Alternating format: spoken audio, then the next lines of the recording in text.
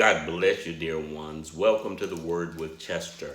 Today we will begin studying chapter 28 of the book of Job. I'm grateful to God for all of you that log on to watch this ministry. I want to remind you, if you watch us by television, our time of broadcast is changing. On the 30th of July, 30th of this month, we will be broadcasting at 4:30 p.m. In the United States of America, 4:30 Central Time p.m. in the United States. So I encourage you to watch us by television. In our television broadcast, we're teaching through the Bible, but we're teaching now in the New Testament for our television audience, and then for our internet broadcast, we are in the Old Testament now in the book of Job. For those of you that don't know, we're teaching through this Bible verse by verse and chapter by chapter, and many are being blessed, and I encourage you to stay with us. If you do, you will read through this Bible verse by verse and chapter by chapter. Well, today we will begin our study in verse 1 of chapter 28, and this Job is actually now speaking. He is continuing his dialogue, and the subject matter here is the search for wisdom. And get the picture of what Job is doing. He's searching out wisdom. He's heard all of their dialogues and everything that they had to say, and so in his dialogue he is now speaking on the search for wisdom. Now let's read in verse 1 of chapter 28. The Bible reads, "Surely there is a vein for the silver and a place for gold where they refine it." Now get the picture. Now that word vein, it has more than one meaning, but here we're talking about a place where they mine silver or mine gold or things of that nature, where they dig in the earth and they find a vein where that the precious metals are. So this is what he's talking here. Surely there is a vein for the silver and a place for gold where they refine it. Iron is taken out of the earth, and bronze is smelted out of the stone. He setteth an end to darkness and searcheth out of perfection the stones of darkness and the shadow of death. We're going to continue reading because Job is on a roll here now, seeking and searching out wisdom. The flood breaketh out from the inhabitant, even the waters forgotten by the foot. They are dried up, they are gone away from men. Now, what are we talking about? Let me just take one moment to speak on that verse. The flood breaketh out from the inhabitants. Now, we know that when a flood comes, usually either we get a great amount of rain, which causes a flood, or in that rain, possibly the levels of lakes or rivers rise, and the water goes out to where the inhabitants are, and they are flooded. But yet, when those floods subside and dries up, the flood breaketh out from the inhabitants, even the waters forgotten by the foot. After a while, when the flood subsides and the land dries, it's forgotten that the water was there. It's forgotten by the foot and are dried up. They are gone away from men. They are gone away because it's dried up, or the water went back into its borders. Now let's read on in verse 5. As for the earth, out of it cometh bread, and under it turneth up as it were fire. Now get what he's saying. The earth, they grow crops, they grow grain. So from the earth comes food, comes bread, but yet under the earth there is fire, and we know that it's hot down in the earth. I don't have all the geological terms of what goes on down there, but I know that it is hot, and we can see volcanoes. We can tell it's hot when volcanoes spew lava and things of that nature. Well, the same earth now, it's not a different earth that grows bread and then spews out from the heat when I'll read 5 again. As the earth, out of it cometh bread, and under it is turned up as it were fire. Now let's read on. The stones of it are the place of sapphire, and it hath dust of gold. There is a path which no fowl knoweth, and which the falcon's eye have not seen. So can you see? He's now talking about the same earth now, where we get bread and the fire is underneath now. And here in verse 7, he's stating that the fowl knoweth.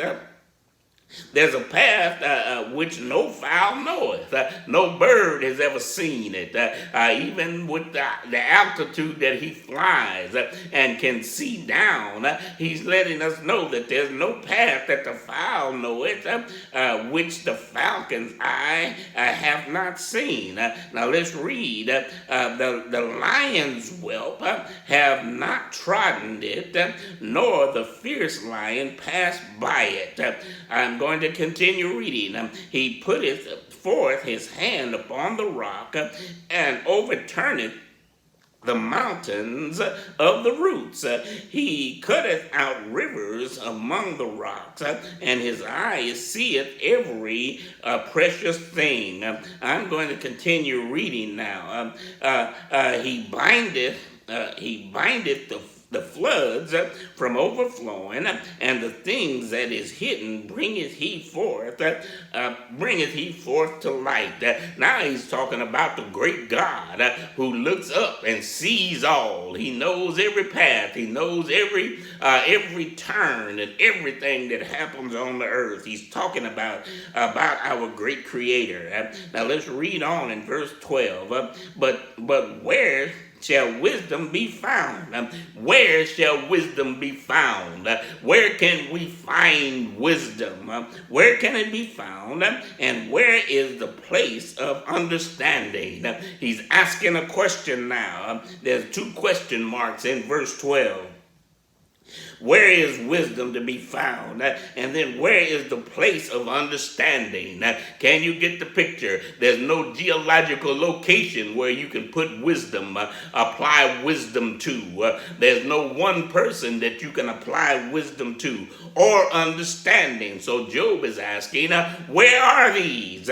Now verse 13, man knoweth not its price, neither is it found in the land of the living.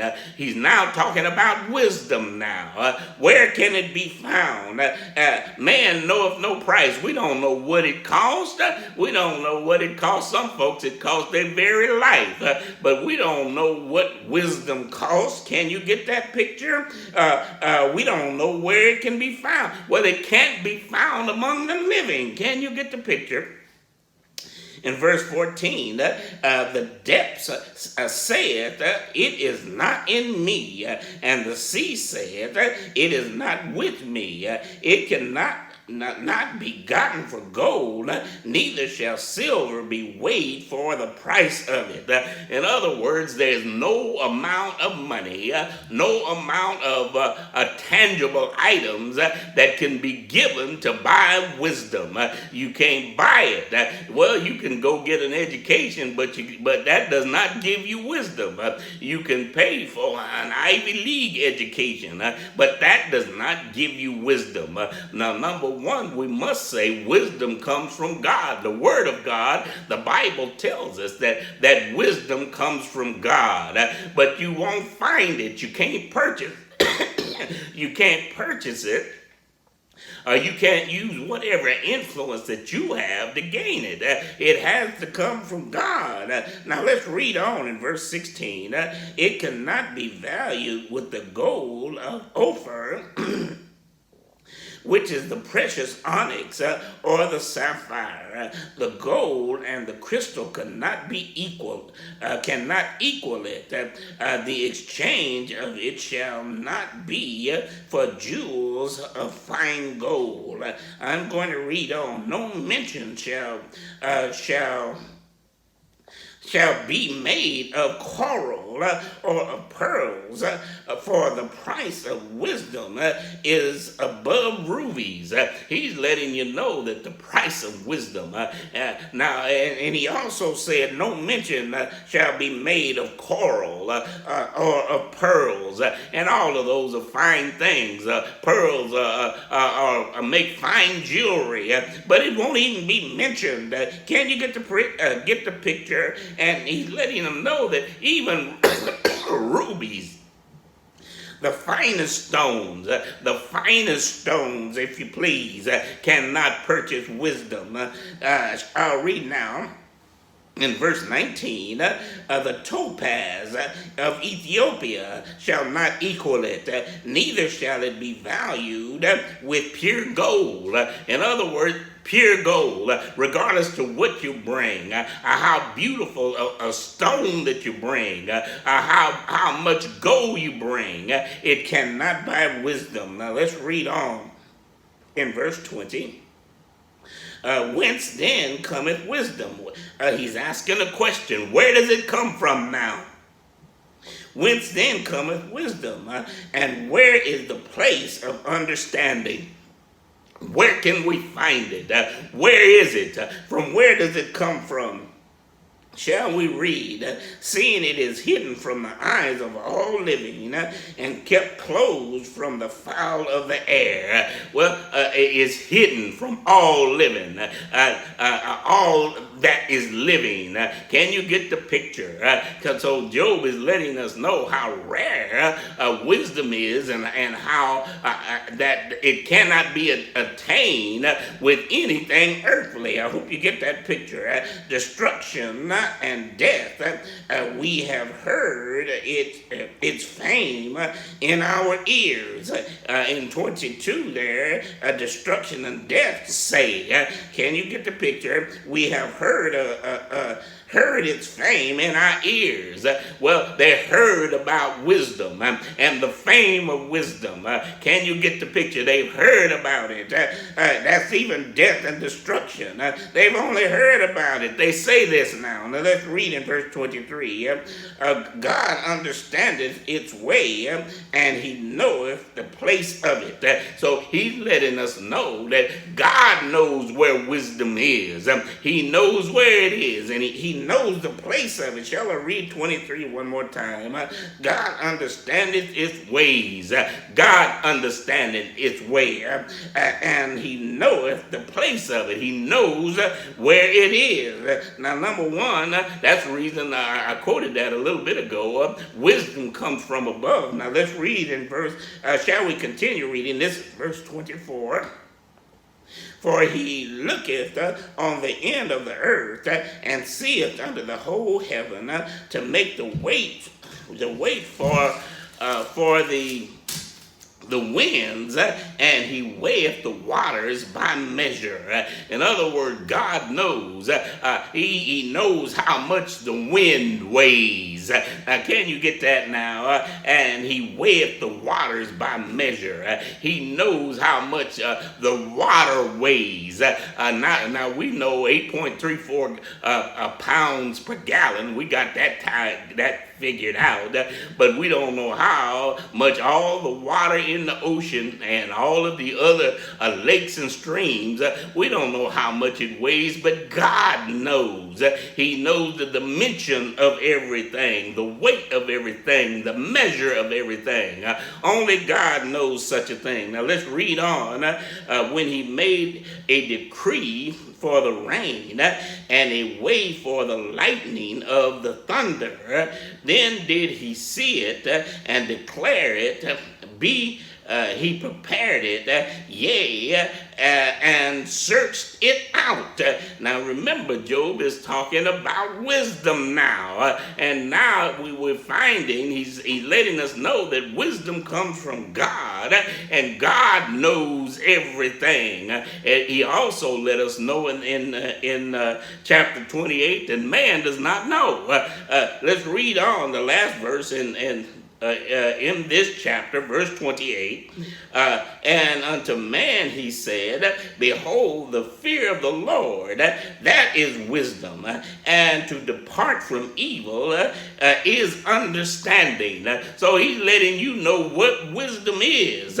He said, for unto man he said, God said, behold, the fear of the Lord, that's a capital L-O-R-D, the fear of the Lord, that is wisdom. Now, if you really want to know wisdom, it starts with fearing God. Can you get the picture? That's where wisdom is found. Now let's read wisdom is found, and to depart from evil is understanding. If you want to know the depths of it, that's where it all begins, is when you learn to fear the Lord. That's the first step of wisdom. And understanding is when you depart from evil, when you grasp that evil, it should not be your way, when you grasp that if you do evil things, it will never benefit you or never bring you any good. That's where understanding comes to play. Let me read on hurriedly here. We're going to go into chapter 29. Now, chapter 29 is going to talk about the greatness of Job before all of the calamities happened to him. So it's going to talk about how great he was. So get the picture. We're now talking about the greatness of Job's past.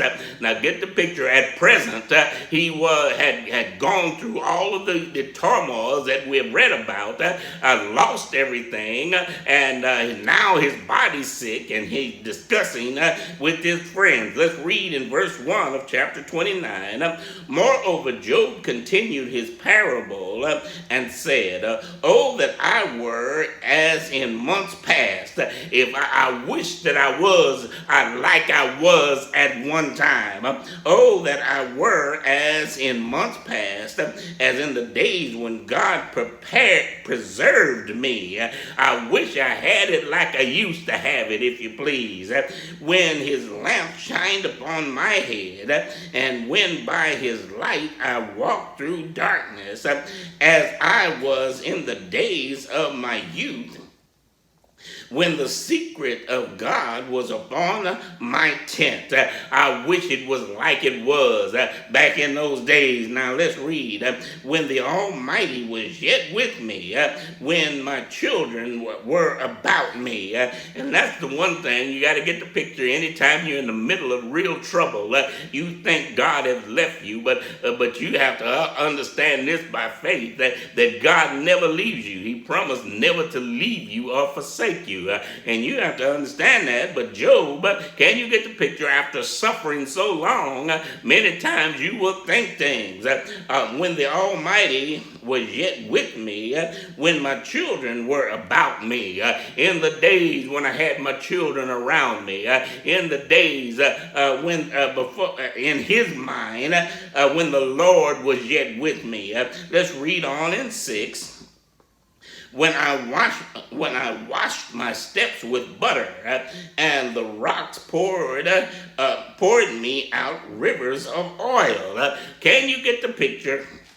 He's talking about his past, reminiscing and wishing that he was yet there in his past.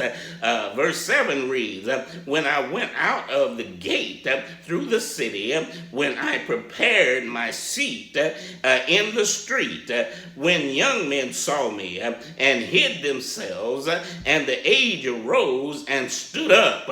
What is he saying in verse 8? When the young men saw me, they hid themselves. Can you get the picture? They had that much respect for Job when he would walk down the streets. When the young men saw him, they would go and shy and hide themselves and maybe look from afar. And then the old men, they would, when they saw Job come up, they wouldn't just keep their seat.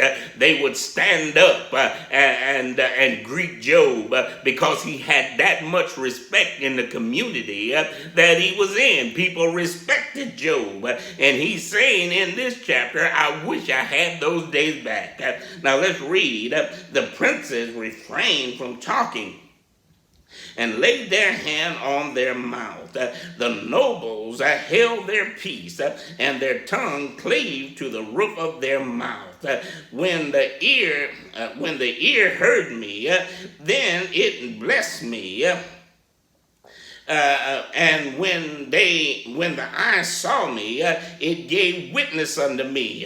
What is he saying now? All the way back to verse 10. Nobles held their peace and their tongue when Job walked in. Noble people, smart people, they held their peace. Why? Because they wanted to hear what Job had to say. Now let's read on in verse 11. When the ear heard me, then it blessed me, and when the eye saw me, it gave witness unto me. Everybody that looked on him, they knew who he was. They gave witness unto him because I delivered the poor that cried, and the fatherless, and him that had none to help him. In other words, I helped a lot of people. I delivered the poor that cried. When he said he had a need, I was there to help him in that need. And the fatherless, I did a community work so the fatherless would have a place to live. Can you get the picture? Or food to eat. He's saying all of those things in verse 12. Now shall we read, the blessings of him that was ready to perish came upon me, and I caused the widow's heart to sing for joy. He's given a reminiscence of the things that he'd done and the people that he helped and how he reached out to be a blessing to people. Now let's read on now. I put on righteousness, and it clothed me. My justice was like a robe and a diadem. Now let's read on in verse 15. I was eyes to the blind, and I was in. I was then. Excuse me, let me read 15 again. I was eyes to the blind, and feet was I to the lame. In other words, I helped these people. I led even the blind around. I was their eyes. Can you get the picture? And feet for the lame. I helped them get to where they need to go. Or either went and got the things they need. Can you see what he's saying? In verse 16, I was a father to the poor, and the cause which I knew not, I searched out. In other words, if I didn't understand it, I searched it out. I took my valuable time to dig into it to see if I was not sure of it. Now let's read on in verse 17. And I broke the jaw of the wicked and plucked the prey out of his mouth. I broke the jaw of the wicked. When the wicked were oppressing people, I broke their jaw and took the prey out of their mouth. What do you mean trying to eat up innocent folks or hurt innocent people? I stood up for them and broke the jaw of the wicked. Now let's read on in verse 18. And I said, I shall die in my nest, and I shall multiply my days as the sand. So he thought within himself, because I did all of these good things, that I would die in my nest, where I live. I would be where I was in my comfort, in my own bed. I would die there, and I should multiply my days as the sand. Can you get the picture? He was thinking because because he did this and did that the blessings of God would always be on him, and he would multiply and be able to die in his own bed. Now let's read verse 19. My root was spread out by the waters, and the dew lay all night upon my branch. I'm going to continue reading. My glory was fresh in me, and my bow was renewed in my hand. Can you get the picture of the dignity that Job walked in? Now he's remember now he's reminiscing all of the things in his past before all of the calamities happened unto him. Unto me men gave ear and waited and kept silent at my counsel.